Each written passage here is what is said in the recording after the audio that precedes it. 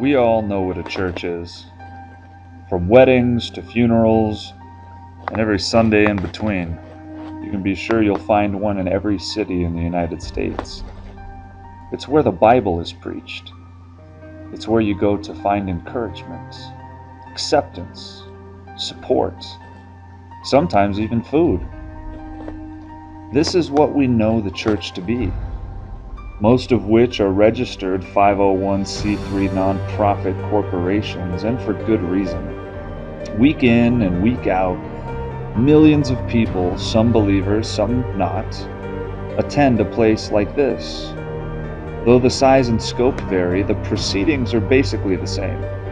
The laity sit in the pew or chair or audience, if you like, while the clergy either sit up front or on the stage.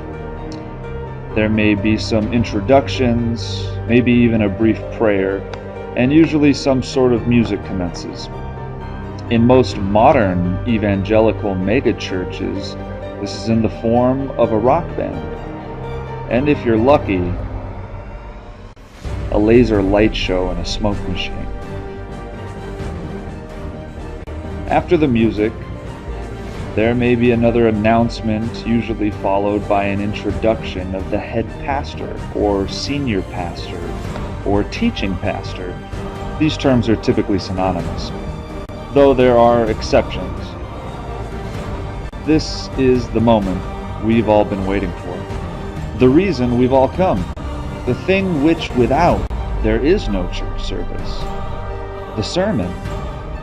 For approximately the next hour to hour and a half, the audience quietly and attentively sits, at least they better, or they could be asked to leave. Upon completion of the sermon, there is usually another brief prayer, perhaps an altar call or invitation to receive Christ if you have not.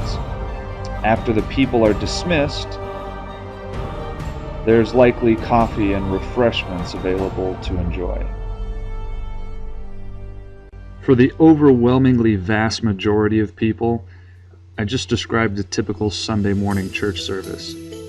Even if you're part of a church that does not gather in this fashion, you're obviously familiar with what I just described, as you probably began in this system yourself. The term system is intentional, and at least begins to highlight the problem that I wish to address. Let me begin by asking a question. Do you know what this is? Or this? How about this? Well, if you've ever been to a play before, you do. These are obviously theaters, where performances are offered to paying theater goers. The audience remains silent and seated so as not to disrupt the show.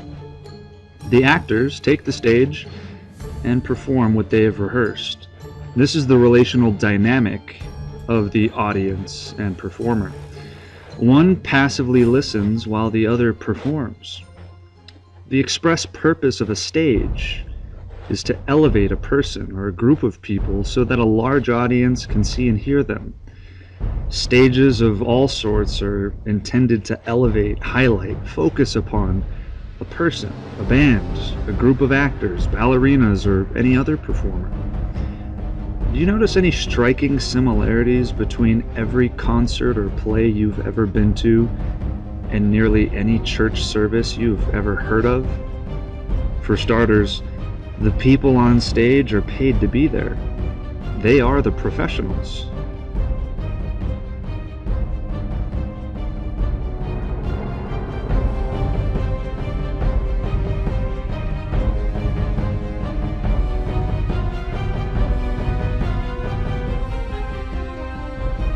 Now, let me take a moment to clarify. I am not addressing the theological soundness of the doctrines being taught, but rather addressing a platform that is common to the heretical Roman Catholic Church and every denomination of Protestantism that I'm aware of, from Lakewood to Grace Community Church, from the ecumenical Saddleback to the Village Church, Even from the beloved Metropolitan Tabernacle to the tiny Baptist church in the South, the institution or the system or the show I'm speaking of is common to most churches that would call themselves Christian. I realize that there are some teachers that are clearly more biblical than others. What I'm addressing is a ubiquitous platform used by apostates and well-meaning but uninformed Christians throughout America and abroad. The platform is such that it is never questioned. We assume that it is correct, for we have scarcely heard of another.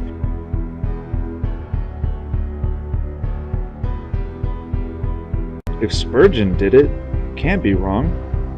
If Luther did it, if Wesley did it, if Baxter did it, if Tozer did it, if Ravenhill did it, my dear Christian, when did the standard stop being the Word of God? When did the example put forth by anyone render the Word of God irrelevant? At what point did the suggestion or command of anyone invalidate the nobility of searching the Scriptures daily to see whether these things are so? We have become a people lacking in diligence, lazy, blindly trusting, had by the con man's tactic of social compliance. Whether a person's motives are beneficent or nefarious is ultimately inconsequential. You've heard it said that the road to hell is paved with good intentions. There's no excuse for laziness, especially on the part of those who are esteemed as teachers and pastors. So the question then is, what does the Bible say about church gatherings? Firstly, it is important to address what, or rather, who the church is. The question, where do you go to church, is an incoherent question. Just like, what color is 3 p.m.? Or how much does blue weigh? They're nonsense questions. The church is not a place, but a people. Unfortunately, the biblical definition of the church has been lost in trends. An ekklesia, the Greek word we translate as church, is defined by Strong's Greek Dictionary of the New Testament as a calling out. That is, a popular meeting, a religious congregation. This word stresses a group of people called out for a special purpose. I think it's worth noting that William Tyndale, who translated the first English Bible from Greek and Hebrew and effectively gave us the King James Version, translated the word ekklesia as congregation, never church. According to the Bible, a Christian church or congregation is just that, a group of Christians, exclusively. Are all members of a basketball team basketball players? Obviously, being a player is a prerequisite to being on a team. It's no different with the church. But what about the age-old saying, the church is a hospital for sinners? It's rubbish. Counter-biblical nonsense that lazy people have adopted because it sounds good. And it's good for business.